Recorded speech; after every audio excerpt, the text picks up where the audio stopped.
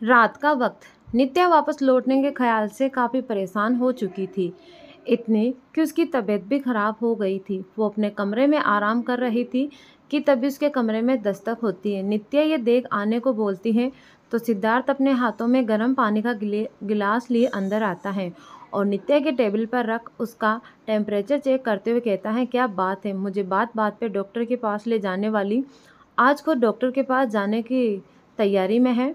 नित्या उसकी बात सुन मुस्कुराते हुए अपने बेड से टेक लगाए बैठ कहती हैं, ऐसा नहीं है, बस हल्का सा फीवर है, बस कुछ देर आराम करने के बाद ठीक हो जाएगा। सिद्धार्थ उसकी बात सुन हल्के से सिर हिला उसे दवा और को पानी गिलास बढ़ाता है, जिसे नित्या ले लेती है।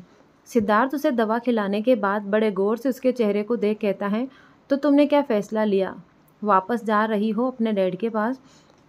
ये सुन नित्या एक पल को सदके में आ जाती है, फिर अगले ही पल अपनी परेशानी को छुपाकर कहती है, नहीं, कभी नहीं, मेरा मतलब है कि अचानक मैं कैसे जा सकती हूँ, अभी तो यहाँ का भी बहुत काम पड़ा है और मुझे पता है डैड वो संभाल लेंगे सब, कोई टेंशन की बात नहीं है।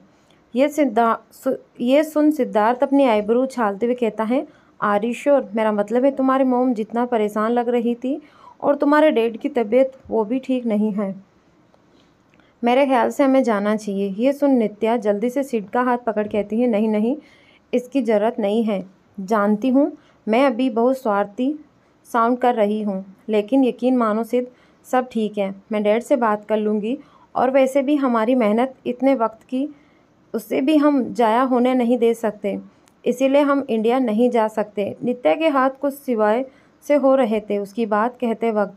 सिद्धार्थ ये नोटिस कर नित्या के हाथों पे हाथ रख कहता है, ठीक है, जैसे तुम्हें ठीक लगे, मैं तुम्हारे साथ हूँ, हम इंडिया नहीं जाएंगे, तुम अब आराम करो। सिद्धार्थ इतना नित्या से अपना हाथ हटा उसे आराम करने का बोल बाहर चला जाता है। नित्या उसके जाने के बाद एक लंबी सांस ले कहती है, sorry but I am selfish. वहीं सिद्धार्थ कमरे से बाहर आते ही बालकनी में चला जाता है। वहाँ बहती सर्द हवाओं को महसूस कर खामोशी से भर सामने देख रहा था। उसके दिमाग में नित्या की बातें चल रही थी। फिर कुछ सोच अचानक ही अपने दिल पर हाथ रख कहता है, वापस तो अब लौटना तो पड़ेगा क्योंकि ज़रूरत है अब चौहान मैंसन। आज अन्या घर बड़े दिन के बाद जल्दी लौट कर आती हैं और रुद्रांश के साथ खेलती हैं। दादाजी और आकाश जी के साथ पास बैठ उनसे बातें करती हैं, सबके साथ मिलकर डिनर करती हैं, फिर बाहर सबके साथ गार्डन में बैठ जाती हैं। अन्य इस वक्त सबके साथ वक्त बिताने के साथ अपना लैपटॉप पे काम भी कर रही थी। वहाँ रेहान, तबीस, अबे सब बैठे बातें कर रहे थे। वहीं सांची भी सबके लिए कॉफ़ी बना उनके पास ले आती हैं और सबको देते हुए वहाँ उनके साथ बैठ जाती हैं। तभी रेहान की नज़र एक एक्स्ट्रा मग पे पड़ती है तो वो हंसते हुए शरारत में सांची से कहता है, सोना तुमने तो एक्स्ट्रा कॉफ़ी बना दी, अफसोस सोरे भाई को अब इस कॉफ़ी की चुस्की भी शायद नसीब ना हो पाए। अन्य की तरफ देख अपनी आंखों को मटकते हुए कहता है, वो क्या है ना, जब से भाभी ने उनके पीछे एक नई बला को छोड़ा है तब से सोरे भाई खुद की बलाएं नसीब ले नहीं हो रहे हैं। इतना बोल रेहान ज़ोर ज़ोर से हंसने लगता है। रेहान की बात सुन सबकी हंसी छूट जाती है। ये देख सांची उसके कंधे पर हल्का मारते हुए कहती है, क्या रेहान तुम भी ना? रेहान मुँह बनाते हुए कहता है, क्या मैं भी? अब जो सच है वो सच है। फिर सोरे की एक्टिंग करते हुए रेहान स्टाइल से कहता है, बहुत अकड़ से कहते थे ना, द सुपर स्टार सोरे मित्तल किसी के इशारों में नहीं चलता बल्कि दूसरों को अपने इशारों पे चलाता है।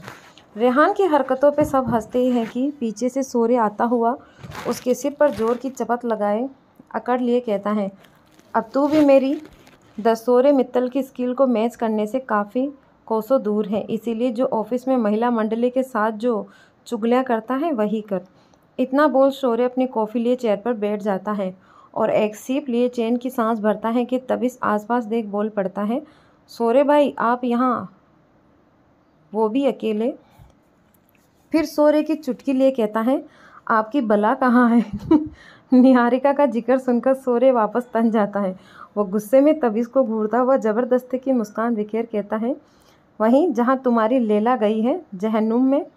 शौर्य का जवाब सुन तबीस का तो मुंह बन जाता है, लेकिन रेहान की तबीस की हालत देख जोर की हंसी छूट जाती है। वहीं अबे उनकी बात सुन बीच में काफ़ी शांत लहजे में कहता है, शौर्य किसी के बारे में ऐसा नहीं कहते, वैसे भी उस बेचारी की गलती क्या है, वो तो अपना काम कर रही है, तुम्हें इसमें भी चिढ़ मची है। ये सुन शौर्य गुस्से में तनते हुए कहता है, ओहो बावर्ची, अगर तुम्हें इतनी ही परवाह है उसकी तो कहो भाभी से, कहकर तुम्हारी परमानेंट बुकिंग करवा दूँ, फिर पता चलेगा तुम्हें क्यों चिढ़ मची है। जब देखो मुझे हुक्म चलाती है, शूटिंग पे जाने से मना किया तो अपने मुस्तंडों से उठवा लिया, माइंड फ्री करने के लिए वीडियो गेम का बोला तो मुझे स्पोर्ट क्लब ले गई, और तो कॉफ़ी लाने का बोला तो मुझे उल्टा खुद का ऑर्डर दे दिया, कॉफ़ी के साथ स्नैक का भी। सोने के वक्त पर सोना, उठने के वक्त पर उठाना, खाने के वक्त पर खाना, हर चीज़ अब उसकी मर्ज़ी से चलती है। मेरी तो कोई वैल्यू ही नहीं है। द सुपरस्टार शौर्य मित्तल तो जैसे उस नीरा हीरा के हाथ की कठपुतली बन चुका है। शौर्य इतना दुखड़ा सुना रहा था कि रेहान उसे बीच में टोक कहता है, ब्रो इट्स निहारिका नॉट नीरा हीरा। ये सुन शौर्य उसे खा जाने वाले नज़रों से देखता है, क्योंकि वो इस वक्त तसल्ली चाहता था सबसे, ना कि उसकी गलतियों के करेक्ट वर्ड सुनना। जिसे देख रेहान चुप हो जाता है, तो वहीं शौर्य अपना दुखड़ा सुनाना कर अन्य की तरफ देखता है, जो अब भी अपने लैपटॉप पे अपने काम में बिजी थी। उसे देख तो ऐसा लग रहा था कि उससे कोई मतलब नहीं। ये देख शौर्य झट से अचानक ही अन्य के पाँव में गिरते हुए अपना जोर कहता है, ओहो भाभी प्लीज़ प्लीज़ मुझे बचा लो, मुझे बस उस बला से छुट्टी दिला दो। अपने मासूम नटखट सुपरस्टार देवर पर जरा सा तरस खाओ प्लीज़। शौर्य के ऐसे कहने पे सांची तो हैरान थी, तो वहीं तवीस और रेहान इस सिचुएशन के पूरे मज़े ले रहे थे। तो वह अबे अपने सिर पर हाथ रख कहता है, हो गई शुरू इसकी नौटंकी, रियल हो रियलिटी, इस शौर्य की नौटंकी में ज़रा सा भी फ़र्क नहीं पड़ता। सब वहाँ शौर्य की नौटंकी को अलग अलग एंगल से लिए थे, तो वहीं अन्य शौर्य की बात सुन अपनी नज़रें उठाए उसकी तरफ काफ़ी सीरियस लुक में कहती हैं, ठीक है। यह सुन शौर्य खुश होता है कि तभी उसके कानों में अन्य की पूरी बात पड़ती है। ठीक है, मैं उसे तुम्हारे मैनेजर के तौर पे फायर कर दूंगी, पर हाँ बदले में तुम्हें उससे शादी करनी होगी। ये सुन तो शौर्य के साथ साथ वहाँ बैठे सारे लोगों की आंखें चौड़ी होती हैं। शौर्य हैरानी से खड़े होते हुए अपने कानों को झटकता हुआ कहता है, क्या मैंने कुछ अलग सुन लिया है? भाभी आपने शादी कहा? अन्या अब अपना लैपटॉप बंद कर शौर्य की तरफ देख एक टेढ़ी मुस्कान के साथ कहती है, हाँ मैंने शादी कहा। अगर तुम्हें उससे फायर करना है तो तुम्हें उससे शादी करनी होगी, वरना एंजॉय विद योर बल्ला। फिर अपना लैपटॉप लिए खड़ी होती हुई शौर्य की आंखों में देख एटीट्यूड लिए अपने एक आईब्रो झुकाते हुए कहते हैं, choice your thing, good night. इतना बोल अन्या वहाँ से चली जाती है। सांची भी उसके पीछे चल देती हैं। वहीं शौर्य का दिमाग तो जैसे अब सुन पड़ जाता है। वह अब तक भूत बनने ज़मीन पर बैठा रहता है। अन्या जा चुकी थी, पर उसकी बातें सबके लिए शॉकिंग भरी थी। रेहान तो शौर्य को यूं भूत बना देख अपने पाँव उठाता है और पाँव में पहने चप्पल को उसके मुंह के करीब ले जाता है, जिसे देख शौर्य उचकते हुए उसके पाँव झटक कर मरते हुए कहता है, क्या कर रहा है, हट, पागल हो गया है क्या रेहान? एक वैसे ही मेरी लाइफ की ट्रेजेडी ख़त्म नहीं हुई कि भाभी ने ये शौक दे दिया, ऊपर से तेरी नौटंकी, आह मेरी किस्मत। इतना बोल शौर्य बेचारों जैसा मुंह बनाते हुए चेयर पर बैठ जाता है। तो वहीं रेहान हंसते हुए कहता है, भाई मैं तो बस चेक कर रहा था कि आप भाभी के दिए शौक से ज़िंदा हो तो बचे कि नहीं। इतना बोल वो हंसते हुए तविस को ताली देता है। तविस भी शौर्य के मज़े लेते हुए कहता है, वही तो, भाभी का ऐलान सुन तो ऐसा लग रहा था कि एक तरफ हाफ लीटर पानी तो दूसरी तरफ हाफ लीटर दूध, लेकिन उसमें जहर है बराबर।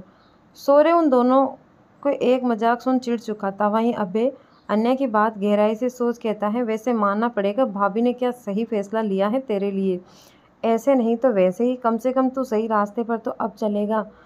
अभय की बात तो शौर्य के जलते दिल पर घी का काम कर रही थी। शौर्य अपने माथे पर दोनों हाथ रख चेयर से अपना सिर टिकाते हुए तन कसते हुए अंदाज में कहता है, शुक्र कर ऐसा कोई फैसला भाभी ने तेरे लिए नहीं लिया, वरना मैं भी आज इसी जगह बैठ तुझे यही सलाह देता। ये सुन अभय तुनकते हुए कहता है, डोंट वरी, इसकी कोई नौबत नहीं आएगी, क्योंकि मैं तेरी तरह थोड़ी ना हूँ जिसे सुधारने के लिए कोई बला आई जाए। ये सुन शौर्य अचानक सीधा बैठा अभय को घूरता है, फिर हल्की सी तंज हंसी के साथ किया है, चिंता मत कर यार, मेरी दिल की आह में तेरे लिए ये दुआ है कि तुझे मुझसे भी बड़ी बला मिले। अबे उसकी बात सुन। उसकी बातों को ज़्यादा तवज्जो ना देता हुआ अपनी जगह से उठता है और अपने बालों में हाथ फेर कहता है, ये सब छोड़ो, लिटिल चैम्प का बर्थडे आ रहा है 3 दिन में। उसके लिए क्या सोचा है तुम सब ने?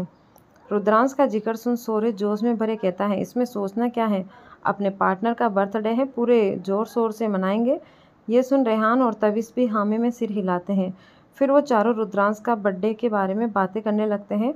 उन चारों को क्या, सबके लिए रुद्रांश सबकी जान था और 3 दिन बाद तो पूरे दिन 3 साल का होने वाला था, जिसके लिए सब काफ़ी एक्साइटेड थे।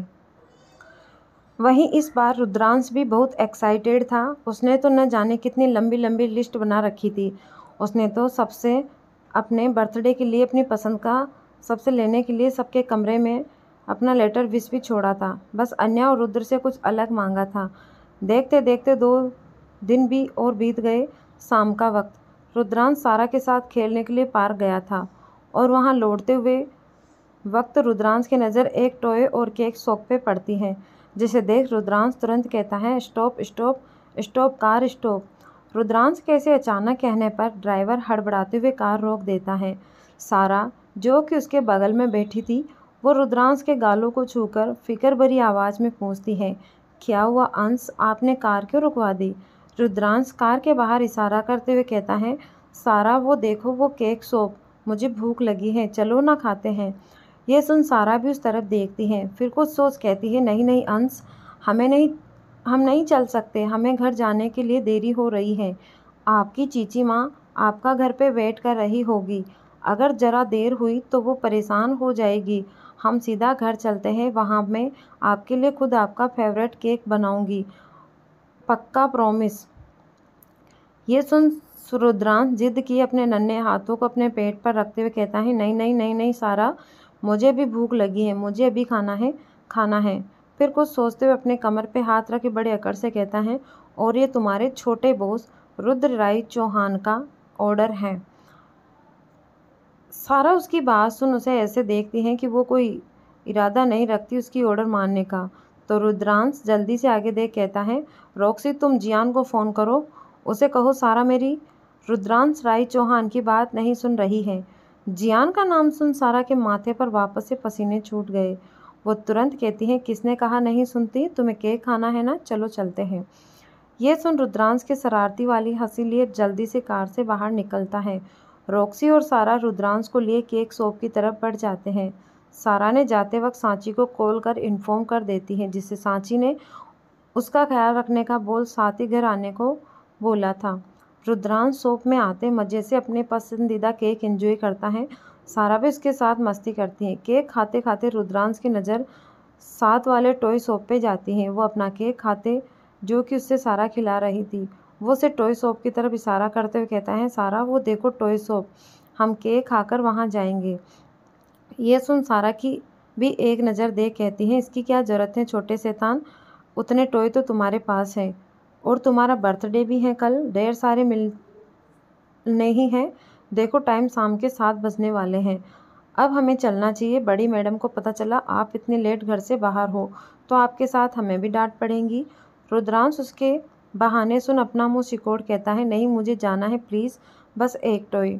सारा उसकी बात सुन उसे मना कर पाती कि उससे पहले ही रुद्रांश अपनी चेयर से खुद उठकर उस ओर भागने लगा। ये देख सारा जल्दी से रॉक्सी को उसके पीछे जाने को कहती है और खुद भी अपना सामान हाथ साफ कर उसके पीछे जाती है।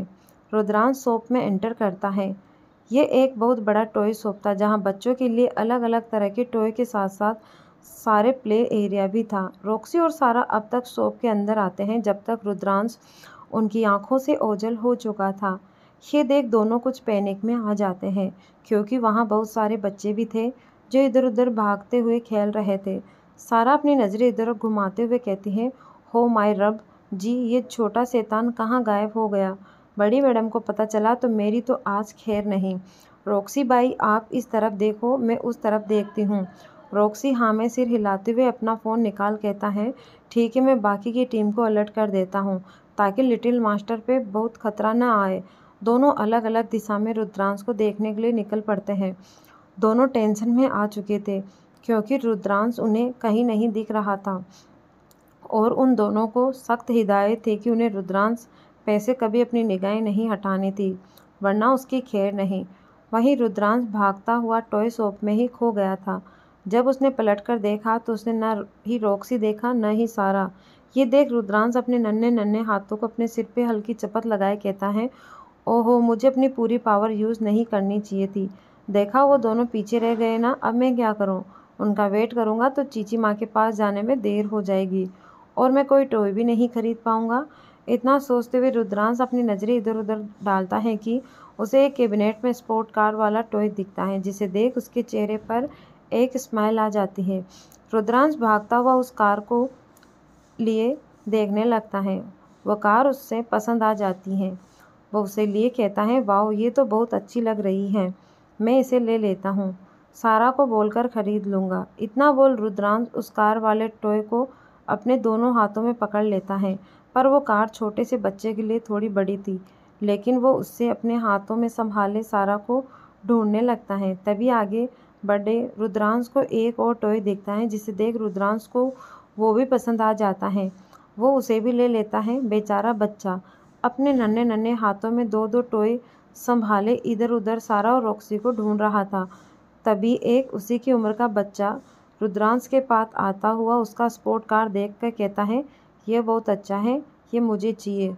रुद्रांश अपना टॉय को कसकर पकड़ पीछे करते हुए कहता है, नहीं, मेरा है और मैं इसे किसी को नहीं दूंगा। वो बच्चा रुद्रांश की बात सुनने जिद पे आ गया और उसने टॉय छीनने की कोशिश करता हुआ कहता है, नहीं, ये मुझे चाहिए, ये मुझे दो। रुद्रांश ये देख गुस्से में आ गया और उस टॉय को उस बच्चे से दूर करते हुए कहता है, नहीं, ये टॉय अब रुद्रांश राय चौहान का है और रुद्रांश राय चौहान अपनी चीज़ किसी को नहीं देता और उन्हें छोड़ता है।